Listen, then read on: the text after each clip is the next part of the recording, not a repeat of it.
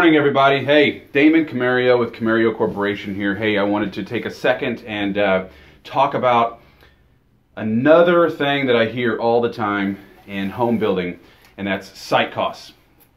So I had a conversation with a realtor the other day who was telling me two stories that she had pertaining to site costs when her clients built a new home with a builder, and some of it came to a surprise, as a surprise to her buyers and probably to the builder. After she told me what happened, he clearly didn't know what he was doing, so and didn't disclose certain things. So I wanted to talk about site costs and why we have them, what they could be, what we can do about them, etc., etc. So let's start real quick by going over a couple of the things that we would run into if we're building a new home. So this is going to be if you're building a new home as a build job, right, a custom build type of scenario, or if even if a builder such as myself builds a new home, I'm still going to incur the same site costs that you would incur or could incur if you were building your own home.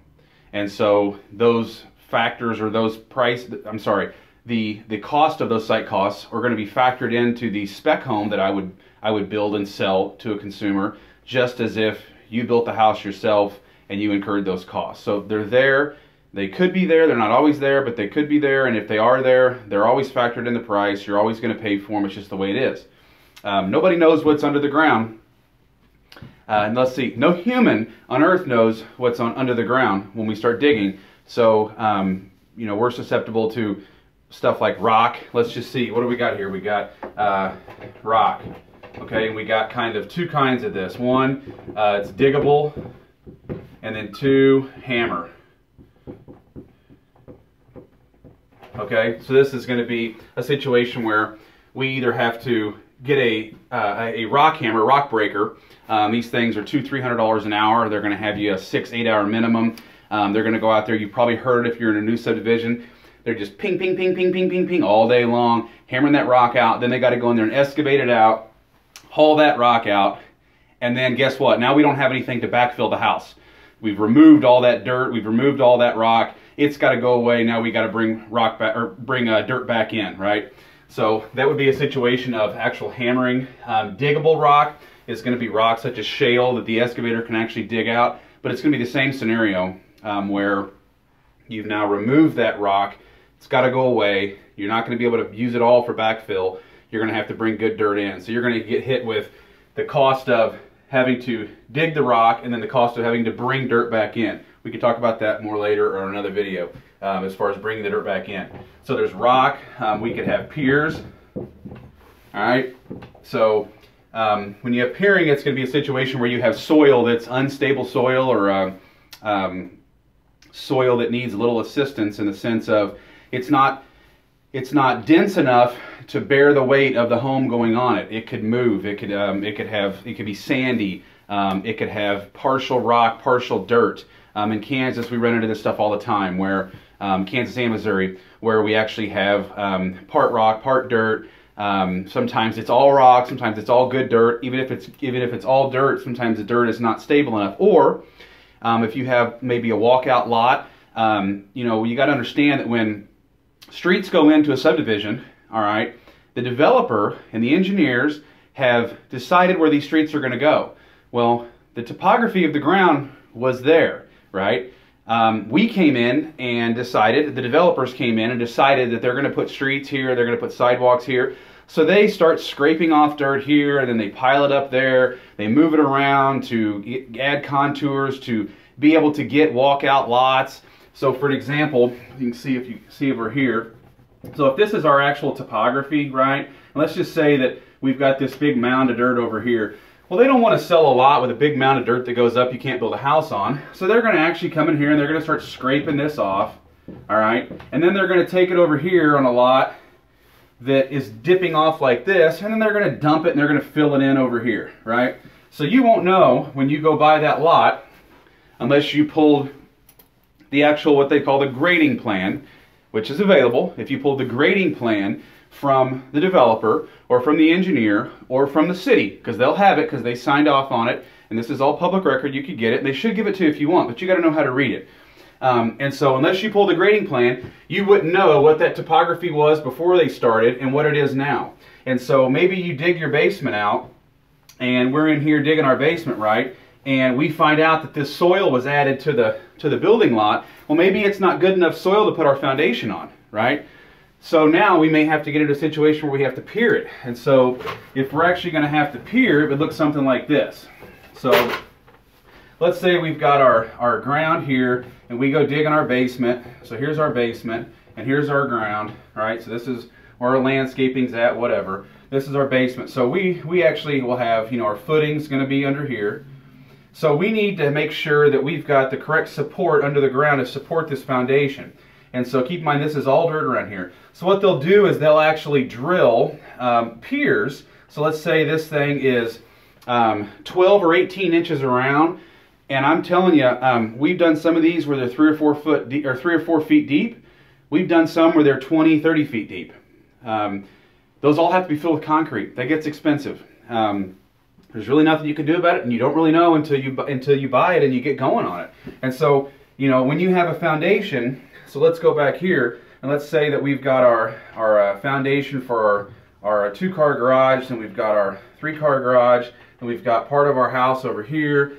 So this is going to be, let's say this is a shot going down at our foundation, right? So we're looking at the top down of our drawing.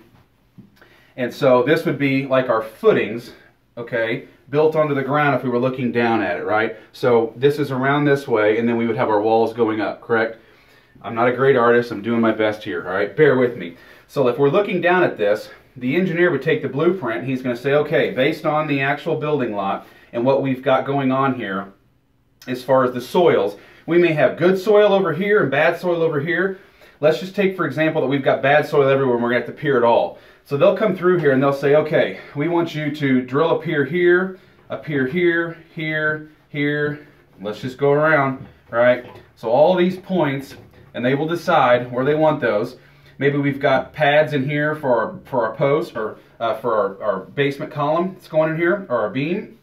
They'll want us to put a pier in here and here, and all they're doing is they're wanting us to drill down to good soil or to rock. Something stable that's going to allow that house to, that's going to allow the soil to hold the weight of the home going on it, so we don't have any shifting, cracking, etc., etc. This is very common. It just gets expensive. So what they do is they're going to have to drill these out, make sure the holes are clean. We actually have them inspected. So they test the soil. They want to make sure we've hit rock. They can tell by the material coming out of the hole, making sure that they're clean. Then we fill them with concrete. They actually stick rebar down in there. And so you're talking, you know, a hole that's 18 inches around by 22 feet deep, and there may be 40 of them. You can understand the cost there, right? It gets expensive, and it can get expensive. But this doesn't always happen. This is just a scenario of some potential site costs. So let me get rid of this real quick. So let's start up here. We've got diggable rock, hammering rock, piers. I don't know about that. That's going to be expensive. My markers are blowing out on me here. Let's see if this is any better. All right. We got piers. So some other things are just going to be dirt, soil. All right. This stuff would be considered site cost also. So let's say we are building a new home, and here's our ground, all right? And we've decided to now take this whole basement out, right? Where is that dirt going to go? Well, if we're building other homes in the subdivision, we may have a lot that needs dirt. And so when we remove all that dirt for the basement we just took out, or installed, now we've got this huge pile of dirt over here that's left over. Well, we've got to pay an excavator to load that dirt, put it in a dump truck, $150 an hour for an excavator, $150 to $200 an hour for a dump truck driver in a dump truck. Now they got to load that dirt, haul it off somewhere else. Well, that's considered a site cost also. It's on the building site, and it's a cost we have to incur. Now we've got to do something. But as builders, we always want to save those costs. So we actually will call around to the other builders in the subdivision to see if they need dirt. We'll hang on to it if we can on a vacant lot to use it on the next house. We move it around. We do all this to try to eliminate having to take it to a landfill and get rid of it, right? So there's always somebody somewhere that'll need it. It's just a matter of timing. So we get into this game where who's going to pay for the loader, who's going to pay for the hauling. And it's this cat and mouse game all the time where, you know, this guy, he doesn't need the dirt, but you need to get rid of it now. So he's going to say, I don't want to pay for anything. You're the one that has an emergency. You pay to load it and haul it, but you can dump it for free. And so, or vice versa. He needs dirt, and I don't need to get rid of it, and so he's going to have to pay now. I'm going to say, hey, you're the one that needs it, so you load it. You know, you get your loader over here, you load my dirt, and you haul my dirt over to your house and you dump it on your property. And so we just go back and forth like that. Sometimes we find a happy medium where one guy will pay for the loader, one guy pays for the truck, and we do that, right? So we all try to work together, play nice, but at the end of the day, we're all just trying to save money. You know, we expect our excavator and our truck drivers to, you know, do the best job they can as far as managing where they put the dirt, those types of things. But that's a big expense we have all the time. That can cost $2,000 or $3,000, $4,000 a house before it's all said and done, moving dirt around. And this is all going to be relative to the size of the home. So if we have a small footprint, it's a less amount of dirt obviously we're taking out. If you're putting in a basement that's 3,000 square foot basement, that's a big basement. That's going to be a lot of dirt. Generally, that's going to be on a bigger building lot or bigger home site. And so hopefully you'll have area on that home site that we can disperse that dirt. So maybe this dirt can just be dispersed across your property. But generally, in a new construction subdivision where we're building right on top of each other, right?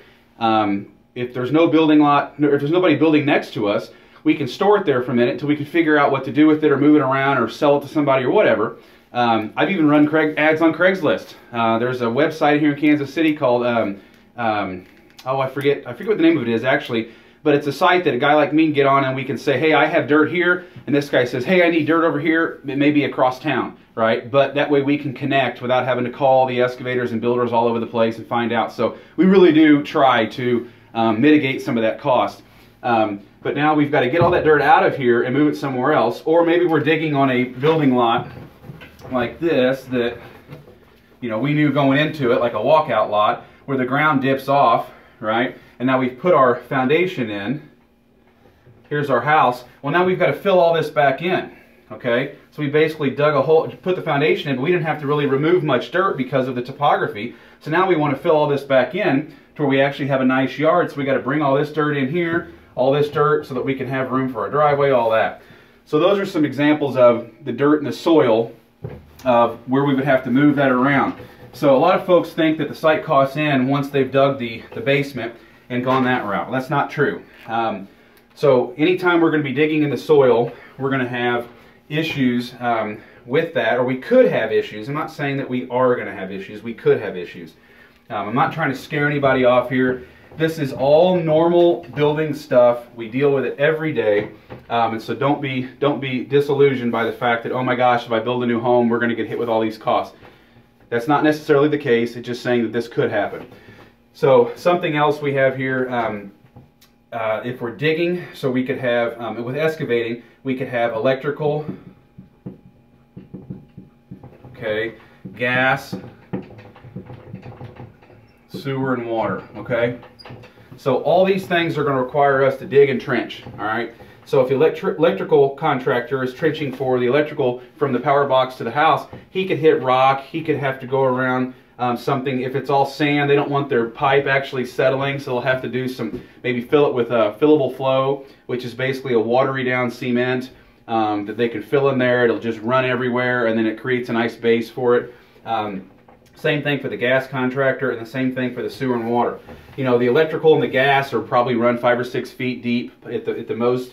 The sewer and water, though, could be run 15, 20 foot deep. It depends on how deep the sewer line is. And so these guys are going to be digging down as deep, if not deeper, than they're going to dig when they dig your foundation. And so with the sewer and water contractor, they may hit rock, they may hit bad soil. There's never a situation that they're going to have to pier, because they're simply just digging a trench, and what they'll do will lay on the trench. It's not supporting anything. But having to go through the rock, they just simply have to get through the rock to be able to do what they need to do, because they can't take a sewer line and, you know, have it going like this or whatever. It's got to be a natural slope, so they have to go where they have to go so that it goes from the house into the sewer line and has a natural flow, because nothing's being pumped. It's just a natural drain. And so keeping that in mind, they don't have a choice as far as where they can take it to move it around. They just have to do it. So let's talk about some tricks here possibly that that we actually will do if we run into these things. So I talked about one earlier about moving the dirt around when it's a soil issue. So let's say we have our grade here, all right, and we've put our foundation in, or we are anticipating on putting our foundation in. And let's just say these are our 9-foot walls like we normally do, right? 9-foot basements. Sometimes we do 8s. Boy, that's a crooked foundation, isn't it? That's nothing we put in.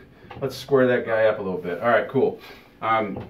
So let's say we're going to do this, but let's say we dig this hole out and our basement, we find out that we're hitting all this rock, and we think that we've got maybe, let's say we dig down 8 feet, 8.5 feet or something like that, and we've hit solid rock, and we're looking at this going, okay, now we're going to run into this huge cost of having to get rid of this rock or having to hammer this rock out.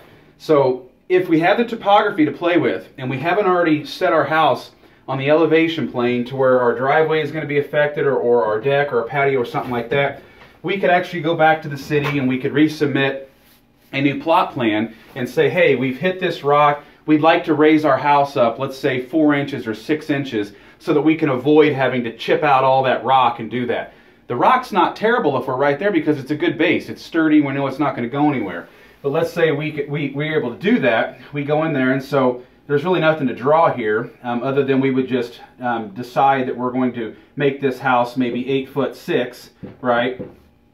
So let's say now we're going to raise this up because we wanted to have a 9-foot basement. We can still have a 9-foot basement, but basically we have to, we're going to raise this guy up because we're trying to avoid having to hammer through 6 inches of rock that we've got down here, okay? And so we can still get the same effect. That may not be possible if we already have the topography as so that we can't taper that off, we can't raise it up. If the houses on either side of it are already there, then they're not going to be able to basically play off of that. If they're fixed right here, you're not going to want to put your house really high because you'll have a drainage issue. Just like you wouldn't want to put your house really low, you could have a drainage issue in a negative way going that direction too. So I hope this was helpful. Here's the deal though. You have to understand that site costs are going to be there. If you're buying a home from a builder that's already built, there's probably site costs. Let me just tell you this. There's guaranteed to be site costs already factored in that price. You know, we're a for-profit business like every business in the world, unless you're a nonprofit, right? But we're a for-profit business, and so we can't just incur site costs when we go to build a house and then just say, oh, wow, we hit that. We're just going to eat it and go on down the road. You know, we wouldn't be in business very long if we had to do that. So we have to add that to the cost of our home, like every builder in town does, and then that's our new price of our home. So when we're doing a build job with a client, it's written out in our contracts explicitly that when we incur these costs, this is a cost of the buyer to incur. And so we don't want any surprises. So through our meetings at the beginning of a home building process, before we even sign the contract, we'll go over this and explain, hey, we could hit the stuff we talked about here earlier. We could have soil issues. We may need to pier. We may have to hit rock. It could be diggable rock. It may be rock we have to hammer. And so we will go over all those things with you because we should. The scenario I was talking about earlier with the realtor where she had the issue, none of this was explained to her. The builder didn't explain this to her. The realtor didn't explain this to her. And that's just not right. That should be explained. Maybe they didn't know. They should know. This is their job. This is their profession. So I'm coming to you as a home builder saying, a builder should tell you these things, an agent should tell you these things, and if you don't know, well now you know. You're watching this video and hopefully you got something from this. But you're probably going to have site costs if you bought a new home. If you build a new home, you're probably going to have some site costs. It's not a big deal. It's nothing to be scared about. So what we do to offset that and to basically smooth that over, we will want the home buyers to just put an allowance aside when we write the contract. So let's say we're going to go to contract at $500,000, and we've got, you know, the building home site factored in there, the base price of the house, we've got their options and upgrades factored in there. Then we'll just go ahead and add, let's say, 20 grand, right? $20,000 on top of that price. So the actual sales price is going to be $520,000. And we'll just have that $20,000 there as an allowance. And so the thought is that we're going to use that allowance, that buffer of allowance there, for site costs in the event we run into any issues. That way it's not a surprise, because once we dig it, we're there. We've already got the building, we've already bought the home site, we've already dug the hole, we've got permits.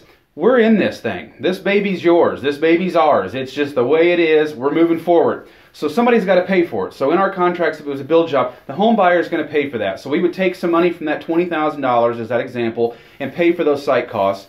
So let's say we don't have any site costs. Great, okay, that's awesome. We save money, so that $20,000 allowance we got just goes back to you as a credit at the end of the sale. So now our sales price is going to be reduced to $500,000, not the $520,000, when we actually close on the home at the end. And so we would just sign an addendum or a change order or whatever needs to be done with the real estate agents to make that happen. So that's our actual sales price. And so that's what we basically do to smooth that over and to make that an easy transition, because we don't want to go into this thing saying, hey, the house is $500,000. Let's just cross our fingers and hope that we don't have any site costs, because when we do, guess what? The builder is going to come and ask for the money to pay for that, because guess what? The excavator is going to come knocking, asking for the money, and they expect to get paid. It's not their fault they incurred site costs. It's not the builder's fault we incurred site costs. It's not the buyer's fault that we incurred site costs. We just did. So it's just something that could happen. We want to be prepared for it. So how we do that is we're going to go over it in the contracts before we do anything, so that everybody knows exactly what we could do. We can talk about it. We can actually go to this home site and see if they've hit rock next door, see if they've had to pier. That's not always a good indicator. I've hit rock on a house and then right next door hit nothing, and then the house next door had to pier it. And so it was just, you never know. But we're going to have that buffer in there so that there's an allowance set aside to help pay for some of that stuff in the event that we hit it. Or we hit rock, or we don't hit rock, or whatever. So we just want to make sure we've got some of that covered. So I hope this was helpful. Please post some comments below. Share this video if there's somebody that you know that's building a home that could possibly use this information. Ask something down below. Hit me up. I'm easy to get a hold of. My cell phone, email is everywhere. So please reach out, and if you have something you want to ask specifically, and you don't want to ask it on a social media network, I understand that. So just call the office, email me. I'd love to work with you. I'd love to help you. If I didn't explain any of this, and there's something that you're working with another builder or something, and you want to ask a question, you know what? I'd love to help. I'm not going to throw any builders under the bus. It's not what we do. But we'd love to just answer a question if we could, or if you'd like to build a home with us, and you're curious about that. We're working with some clients right now where we're having this exact same conversation. So please reach out to me if I can help you. I hope you got something from this. Please share it. All right, until then, we'll see you on the next one. Thanks so much.